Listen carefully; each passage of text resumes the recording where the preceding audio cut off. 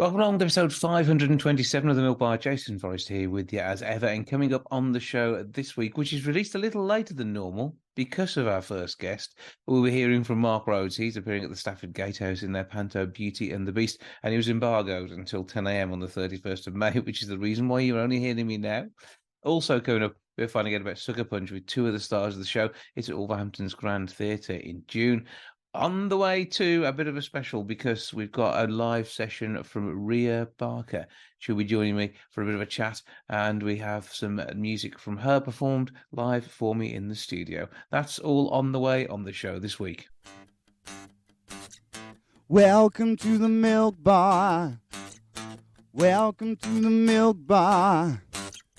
Welcome to the Milk Bar. Welcome to the Milk Bar. Welcome to the Milk Bar. The Stafford Gatehouse have their Panto Beauty and the Beast from the 8th through to the 31st of December. The excitement around the launch of the fantastic cast is sort of glittering everybody with stardom. One of those stars is Mark Rhodes. Hello. Oh, nice to. Oh, what a lovely introduction. Thank you very much, Jason. I appreciate that, mate. Well, how are you? I'm all right. You keeping well? I'm really good, yeah. Yeah, I'm not actually... I am on my bed. I'm not actually in bed. I'm not some kind of weird, student. Yeah. A bit old for that now. Behind you, there is what looks like a luxurious padded throne. This is part of the press requirement you have whenever you're talking to people these days. Of course, I am actually sitting on the throne right now. It's in my rider. No, my little one's downstairs playing, and I just said I'm going to do a few interviews. So you might hear her playing with the Barbies downstairs. But that's okay. But yeah, all good here, mate. All good here. So, I mean, a long time no see, because, we last bumped into each other on a pitch for a testimonial match a few years ago. Mr. Craddock's, I think it was. You brought Sam along with you for that one. However, we have you just up the road from Wolverhampton in Stafford at the Gatehouse, Beauty and the Beast. You're definitely not the Beauty, so who are you playing? Well, I'm not the Beast either, actually. I'm playing a character called French Frank. Hang on. It is the name. So when you try and do an accent and it still comes out all Wolverhampton Darlaston-y sort of accent, we know what you were supposed to sound like. Exactly. That's probably one of the main reasons that they wanted me at the Stafford Gatehouse, because nobody else can understand what I'm saying. So, so I think that's a prerequisite for me being French Frank. I think it might be Midlands Frank by the time people get there. I'll try it French, but I don't think it's going to cut it somehow.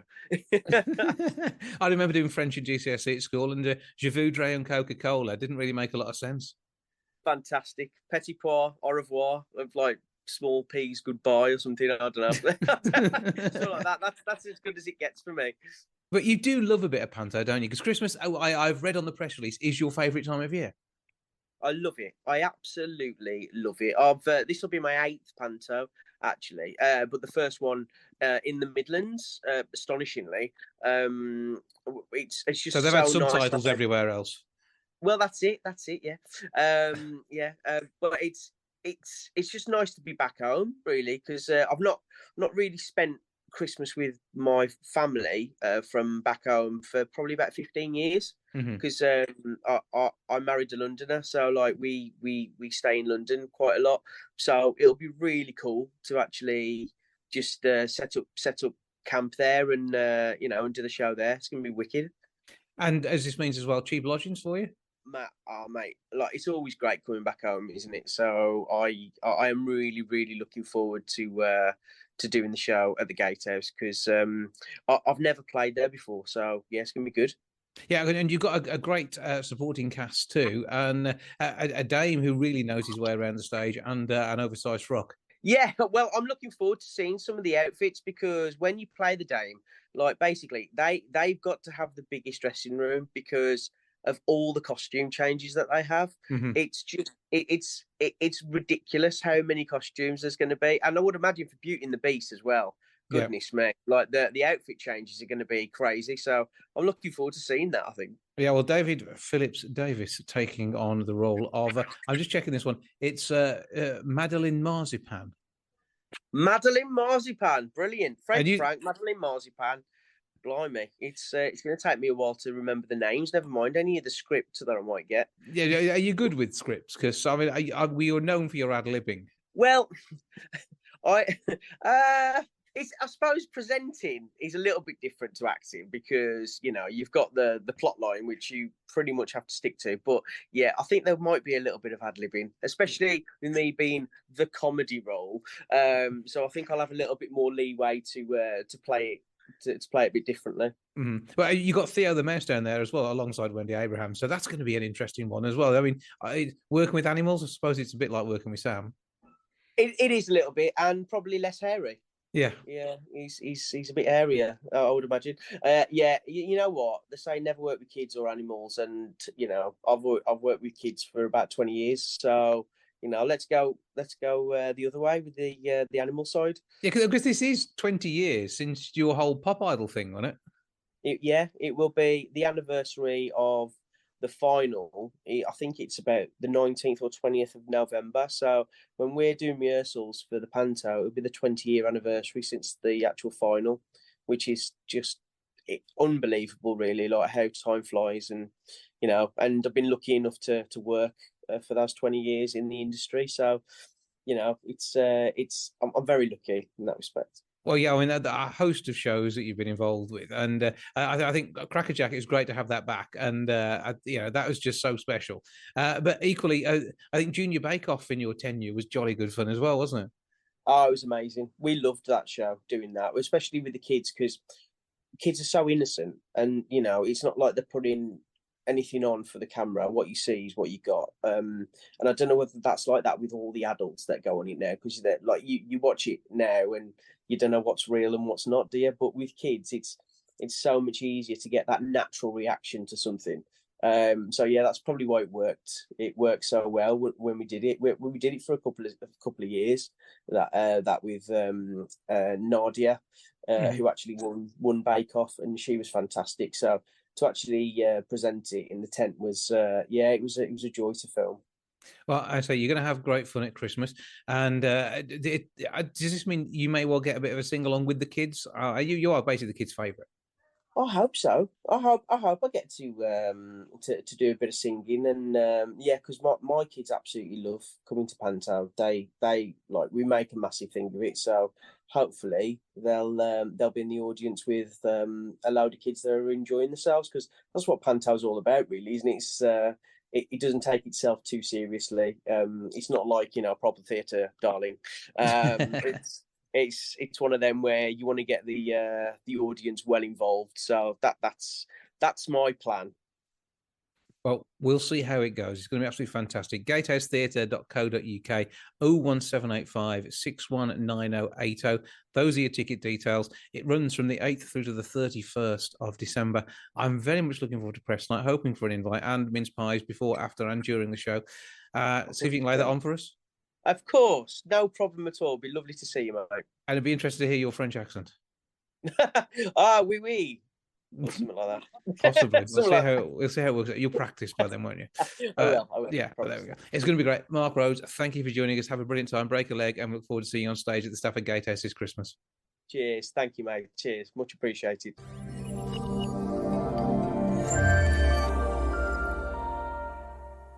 With Sucker Punch at Wolverhampton's Grand Theatre from the 13th through to the 16th of June, we've got a tale to tell. It involves a boxing ring and some friends for life. Hopefully, two people who get on well enough to be friends for life are Christian Alafo and Shem Hamilton, who have taken the lead roles. Hello to you both. Hello. How are you today? You right? I'm good. I hope we find you both well. Yeah. And Wolverhampton is the penultimate venue on this tour, so you've had plenty of time to get into the roles. And how does it work for you two lads? Because obviously you're playing friends from a very early age. So was the bonding sessions? Did you go out for a beer or two beforehand? How did you make it work? Yeah, so we were actually friends before we were casting this. We did a thing called Peckham Rep Company at Peckham Theatre in London for about, was it a year and a half or 2 years? Yeah, so it was meant to be a year, but then COVID hit, so it got a bit extended. We were friends from that, and then we both managed to book this, and the bond was already there. So it was great to work with your friend, you know. And Christian, do you class him as a friend, or is it just Shem? Nah, he's a friend. He's a friend now. Never used to be. Nah, joking. But like Shem said, like we'd acted together before, so that sort of understanding between each other as actors and as people away from, the stage was already there. So we just sort of went straight into it. And obviously surrounding the world of boxing, and with there's some good messages in here. Some the way in which this story unfolds allows you to tell a tale, which is a very personal one for the two antagonists here. And is boxing something that either of you come to before, Christian? Was it part of your world? Yeah, so for me, I've loved boxing since I was really young. I remember watching sort of Ricky Hatton, his fights and things like that. And so I decided to go training at my local amateur gym. I'm from Milton Keynes, and that's where I started to just, see what it's all about for myself amongst the amateur fighters there. So I had a background in boxing before this, and just a massive fan. So to be able to, I guess, put both of my passions together in acting and boxing was just amazing. So it's been really fun. And Shem, the same for you? Yeah, so I've been interested in fighting for a long time. My father used to do karate, so he's got a massive fighting background. But I train MMA, MMA and Muay Thai. So I've never actually done specifically boxing. So I was going to say, the way you're talking about it, you sounded like you're going to say MMA as a background. And I mean, as sports, obviously, they are very physical, but it's one which, it gets you in good shape. And clearly that's something which is vitally important to be believable in these roles. Definitely. Yeah, absolutely. So even during the process, we've had a boxing coach, we've had a fight director, and just ourselves having to stay in the gym, make sure we're on it, and being able to go through a tour at the level that's demanding and the fitness required, just so we can do the role justice as well. So that's been fun to get, I guess, back in the gym, because you've got a goal, to train for. It's just always good that way for me personally. And we're traveling back to the 80s for this one, aren't we? And so almost a rite of passage. And although I'm not in any way saying things are easy now, it was a much worse time to be a young black lad growing up in any part of Britain. Yeah, definitely. With the story that's told here and the competition between these two, it must be an interesting one to explore it emotionally. Yeah, like without giving away too many spoilers, we both, we're navigating the 80s together, and we both have different perspectives on what's right and what's wrong and how to navigate through these times as two young black men. And so it definitely shows two ways that people can tackle the problems that happens in the 80s between our two characters. And I think that's what's quite interesting from an audience perspective, because I think you might be able to identify with my character, Troy, and Shem's character, with either yourself if you live through that, or others. So it's definitely, it has been interesting in that sense. And Shem, something for the youth of today to pick up on and really see, hopefully, we can't say no spoilers, but the way things can work out, hopefully, for the best. Yeah, can work out for the best. What routes to take and what options you have, really. Yeah, I don't want to give away too many spoilers. We're struggling a little bit here without spoiling the plot, but yeah, it's a show. It's very much about people, and for whatever your race, your background, there's going to be something for you here. But certainly, an education as well, and hopefully something that'll bring understanding.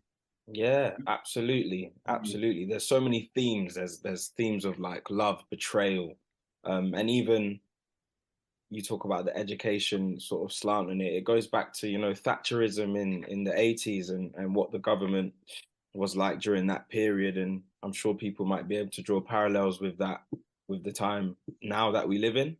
And amongst all of that, there's loads of fun in there. It is a brutal play in terms of boxing, but there's fun, there's laughter, there's everything. There's all these ingredients thrown into the pot, and then there's a lot that comes out of it that I think is, applies to everyone, and everyone can take something from that. Yeah, but it's also a window on a time. You two guys are not old enough to remember the 80s. I am. And for me, I grew up with attending our family church in Smethwick, which has got 50-50 white-black mix.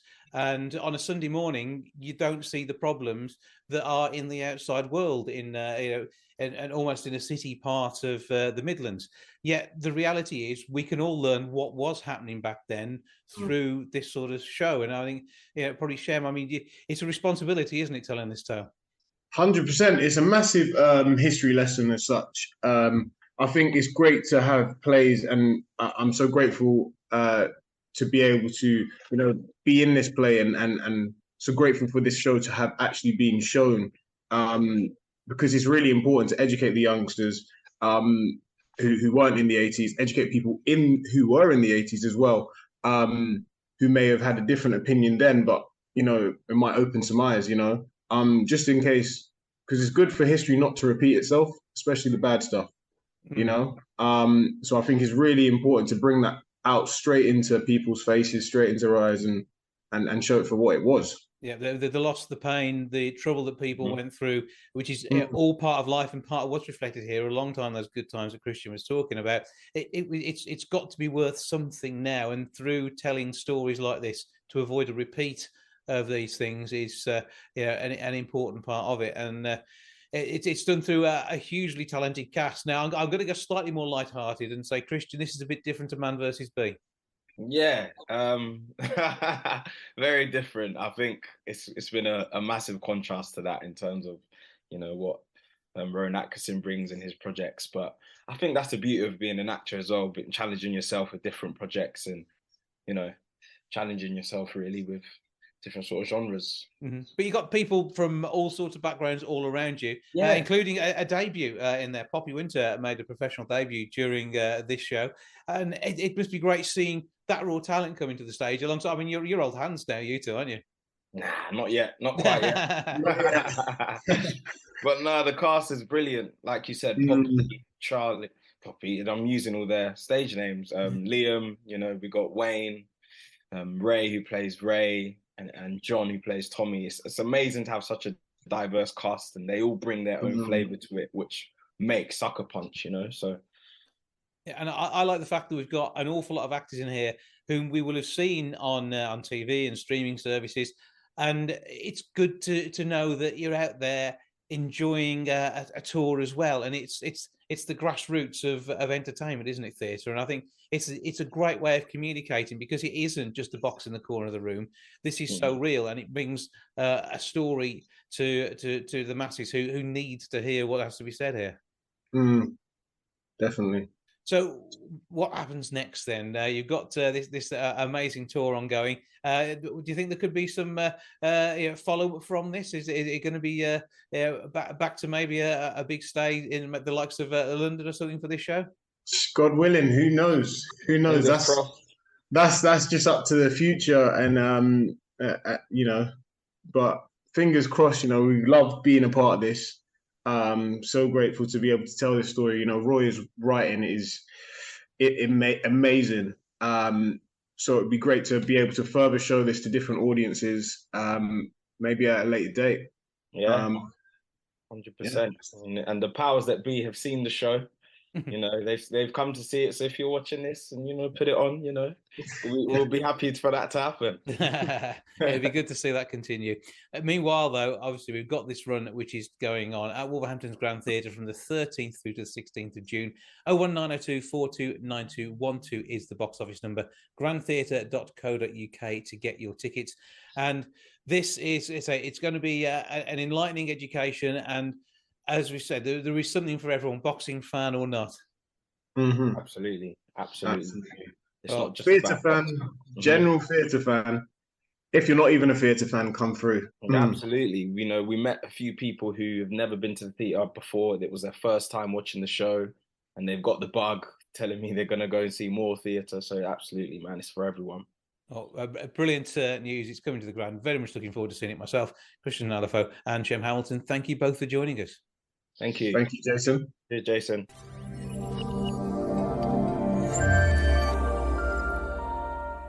Now got a very special guest. In fact, a pair of them in the studio. We have Ria Barkr and we have Michael Lindo here with us as well. Hello, both. Hello. Hey, how are you doing? Oh, good. And I hope we find you well. Yes, yes, I love it here. I know there's a slight hint of an accent that means you're not from these shores. So tell us a bit about your journey to begin with. I don't just mean the flight over. Yeah. So I am from originally Bristol, Tennessee, Bristol, Virginia, which is the birthplace of country music, and I'm not country. I'm an R&B artist.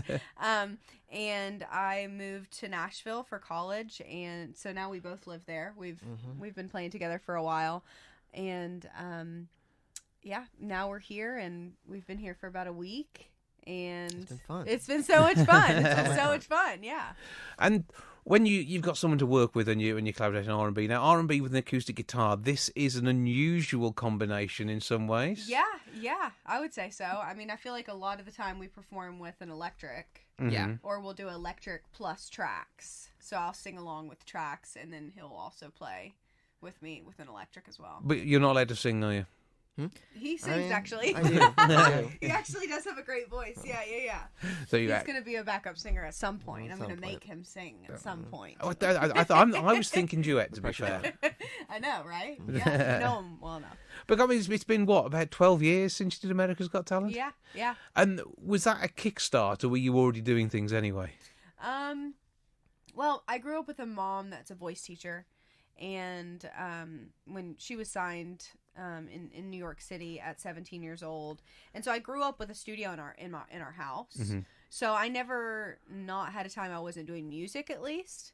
And then America's Got Talent. I went on there, and I think the biggest thing that I learned from there is being able to sing on the spot.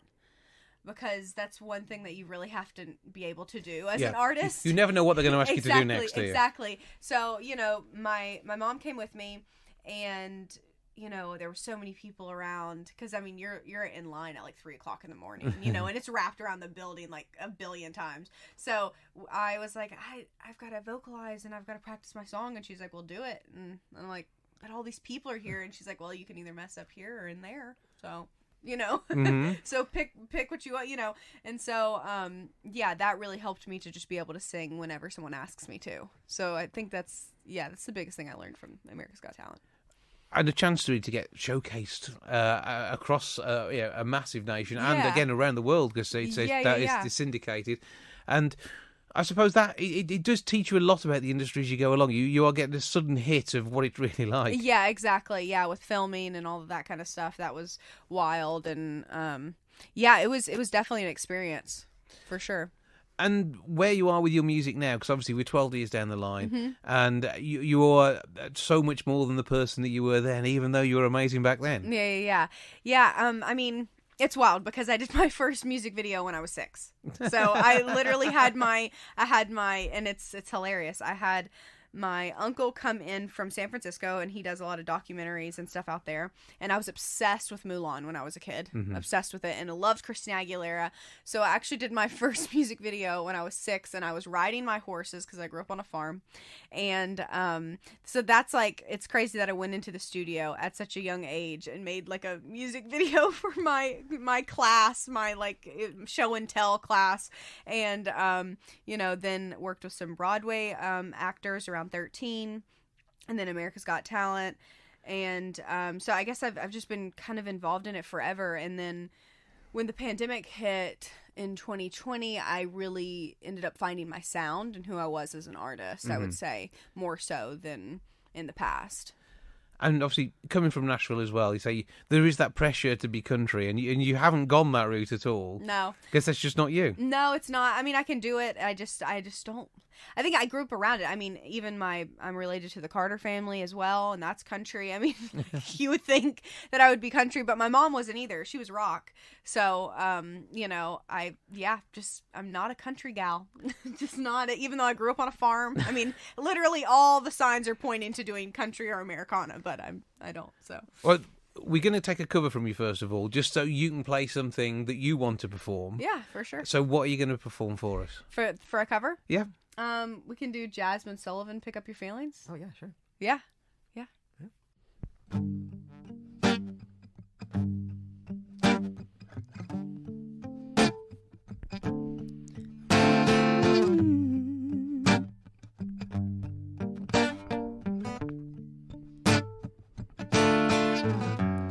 You say that I've been acting different, yeah. Funny how I finally flipped the script on you.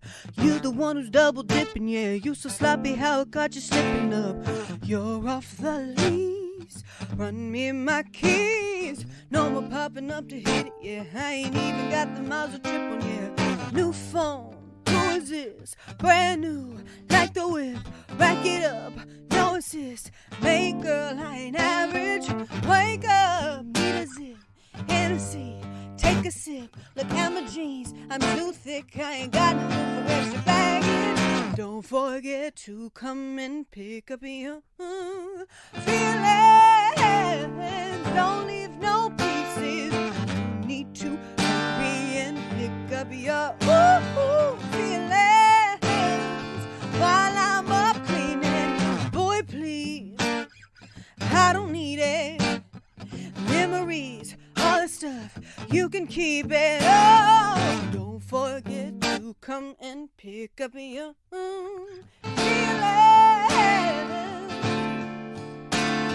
I'm trying to find a thing to give you, yeah. You run out of chances of forgiving you. Listen, I ain't listening just for you to go and break my heart again. I learned my lesson, and I ain't coming. And if you were to ask now, that your island bed alone, a new phone, who is this? Contact don't exist. Need a ride for your girl. Guess way too expensive. No more benefits. Popped up visits. Hands tied, no grip. I ain't got no room for extra baggage. Don't forget to come and pick up your feelings. Don't leave no pieces. You need to hurry and pick up your feelings while I'm up cleaning.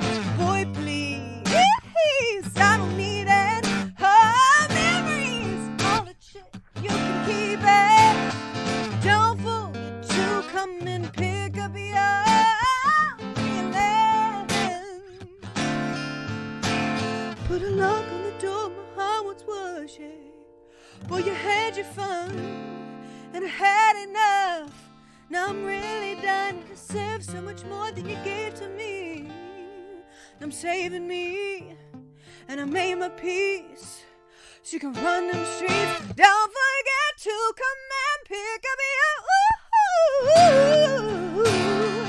don't leave no pieces. You need to hurry and pick up your feelings while I'm up cleaning. Boy, please, I don't need it. Oh, memories, all the stuff, you can keep it. Don't forget to come and pick up your feelings.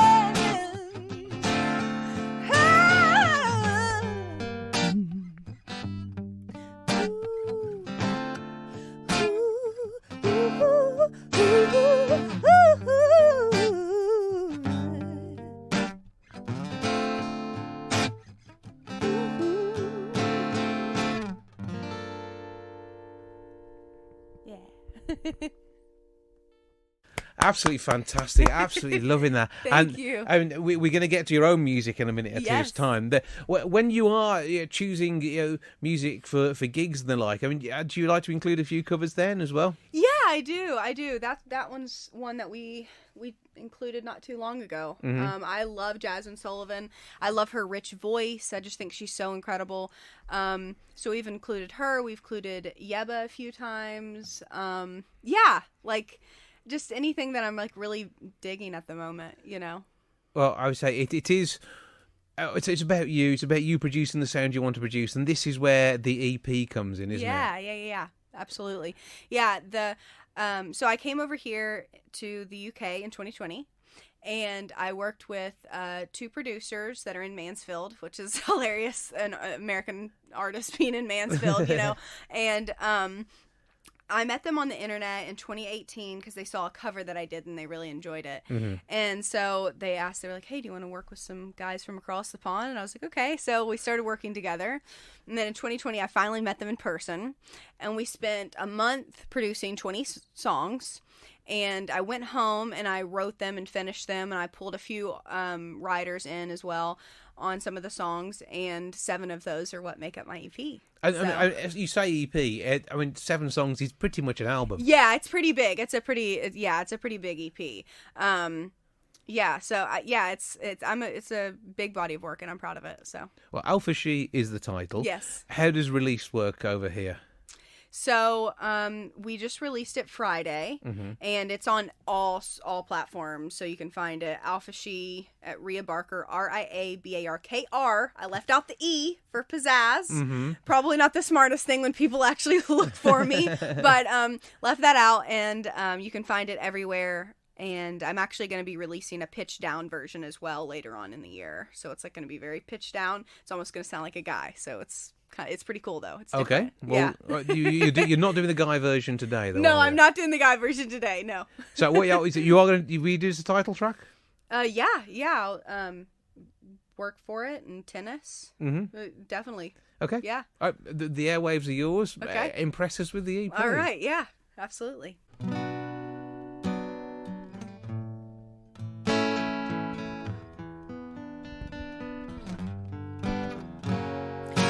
I didn't seek for a moment, but you're in sight when I call. You know I keep you watching your phone and getting distracted when you are alone. Boy, you would be too dramatic, and I ain't got time for your place.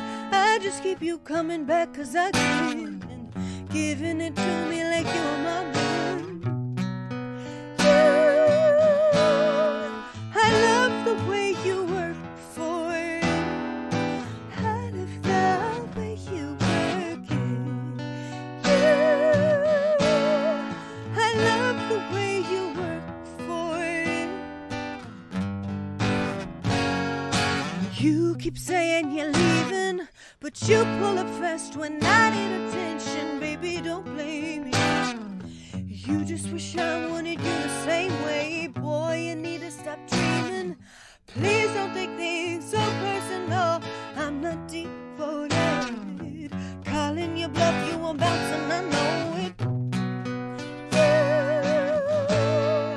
I love the way you work for it. I love the way you work it. I love the way you work for it.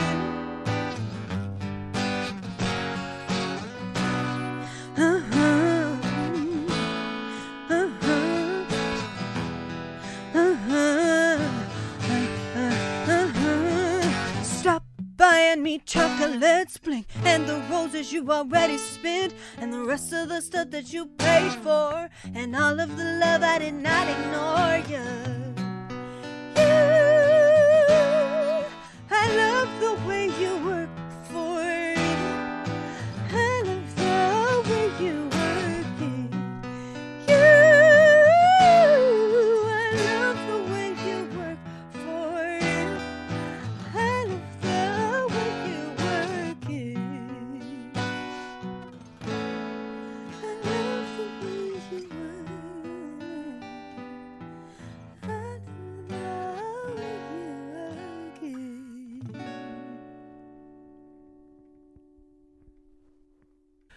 Absolutely excellent again, Ria. Michael, Thank you so much. fantastic, loving the work. And Michael, do you get involved with the music behind it, or does she keep you quiet? She brings me in when she needs me. I recorded the guitar for the single Monday. Yeah. And that was super fun. And then sometimes we'll get together and try and write some tunes and stuff. It's fun. She lived right down the street from me for a while. So Yeah. It was easy then. Yeah, it was super easy. But now with the likes of Zoom and Teams and all that, it allows you to collaborate with people, and Everywhere. wherever you two find yourselves, you can bring him in on a writing partnership. Yeah, absolutely. He's an incredible just player in general, like not just guitar. He can play a lot of different instruments, so he's Multi-talented. Yes. Yes, he won't say it, but yes, he is. So with the next stage, I mean, we've got this EP here. You say it's your debut EP, but there's been a lot of pent-up music over the last, nearly all the 26 years you've been on this planet. Yeah. I mean, I released music under a former name before, and that had some success. I, did iHeartRadio and did, like, some gigs and stuff like that, and had, like, a whole tour booked for, 2020, but then COVID happened and almost got stuck here when I was actually here. And, when I went back, I just started creating music that was a little bit different. So I changed my name and came out with a new sound, and I just kind of honed in on my craft and like who I am as an artist. Well, this is sounding absolutely phenomenal. Before we get a final tune from you, where do we find you? Where are all the socials? Yeah, so you can find me at Ria Barkr, RIABARKR. I'm on TikTok, I'm on Instagram, I'm on Facebook, Twitter, everything. And Michael, do you get dragged into all of this as well? Yes. Yes. Yes, I drag him into my TikToks. If you go on my Instagram, you will see most of them were probably filmed by me. Yeah. And I'll drag him in on them because he did a few dates on my tour that I did the beginning of this year. Mm-hmm. So in America, yeah. So we're just looking Ria Barkr. It is that simple. Yeah, it's that simple. Missing the E out means that you could get your name easily. That was the thing. Exactly. Yeah, and it was just like I was like, I just don't want the E in there. I don't know. It's like I'm just gonna. We can all have too many vowels, can't we? Yeah. So I was just like, you know what? Take it out, put an R in. It looks kind of cool. I was like, all right, we'll just do that. There we go. Yeah. Right. Okay. So we've heard a cover. We've heard one of the fantastic tracks from Alpha She. Mm-hmm. So what are you going to do for us now? I think I'll do Time Zone. Okay. It's a song from, it's actually it'd be a bonus track. I'm going to release it later on this year. Probably not involved with the EP. So this is an interview bonus track as well then? Yes. And you can actually find it live on YouTube. I have a live rendition of it. But I think I'm going to actually release it later on in the year. Okay. So we'll look forward to that. Yeah. You're going to perform that for us now. Yeah. So let's do that, and then we'll say our final goodbyes for now. All right. That sounds great.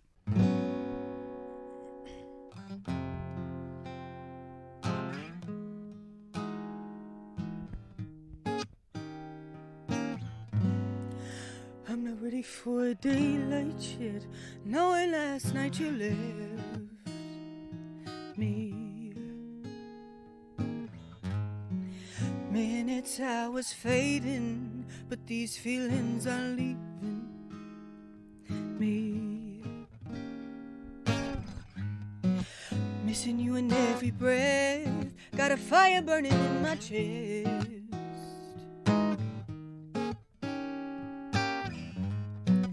Hollow vacant stages, accepting that you don't want me. But there will be a time I don't play. No, not ready to read the script you changed. You tore my pages, wrote another girl's name. I can't wait till I no longer see your face, 'cause you're a time zone ahead.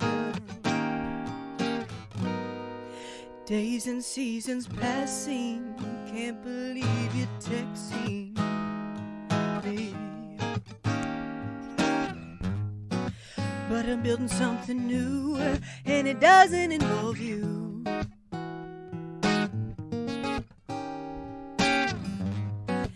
Minutes, hours fading, accepting that I don't want you.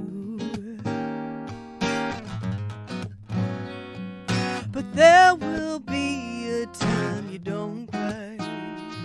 No. Not ready to read the script I changed. I tore your pages, wrote another man's name.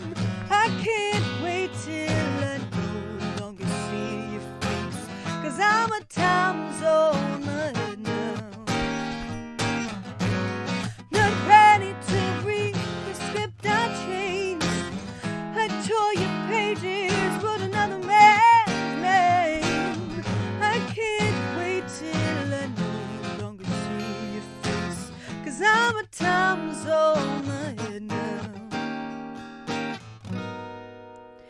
this place.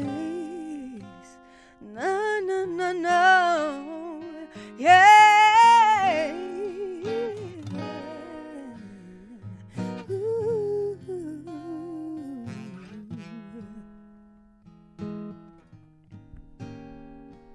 Check this out.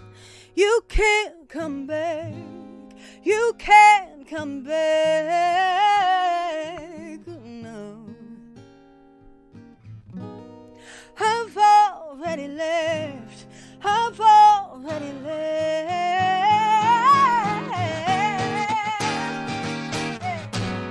Not ready to read the script I changed. I tore your pages, wrote another man's name, and I can't wait till I no longer see your face. 'Cause our time's on ahead now.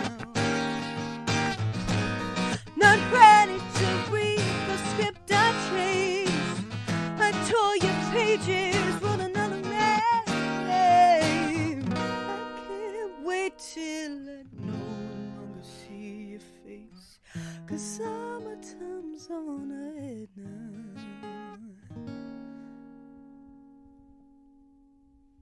Absolutely fantastic. Thank you for you. coming in and performing live. It is sounding Thank you. absolutely wonderful. It's always a shame. I need to put reverb on my applause, don't I? Just Yeah, so because yeah, it gives yeah. the full studio sound. But Yeah, absolutely. it's absolutely brilliant to have you down here.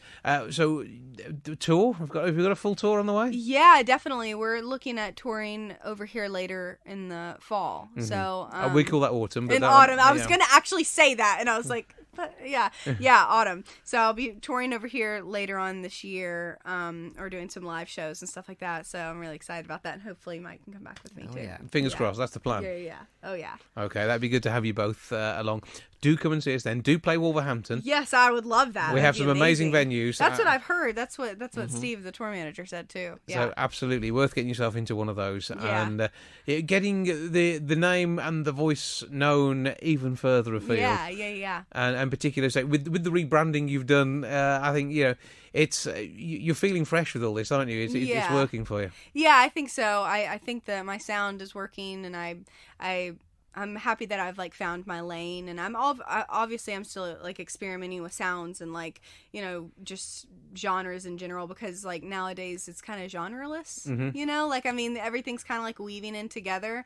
So, you know, I'm pulling stuff from other, you know, like artists and, you know, inspirations and stuff like that, but I think I've locked in like my sound as an artist, which is great. You're very much you're very much the Alpha She. Yeah, that is that's the it, EP, and that's it's it. out there. The single Monday is there too. Yes. But you can find all this music across all the platforms. Yeah. Michael, Ria, thank you for joining us. Before you do go, one last bout of spellings and socials, please. Oh yeah, so you can find me at Ria Barkr, RIABARKR on all social media platforms and Spotify, Amazon, Tidal, YouTube Music, all of that. And, you know, if you like any of the songs, DM me, because I absolutely love hearing responses back from people. It literally makes my day. So, yeah, give me a follow, share it, and thanks for having me. Well, my response is that was absolutely amazing. Thank you Thanks, for thank coming you. in, and we're looking forward to even more from you over the next 12 to 18 months. Absolutely.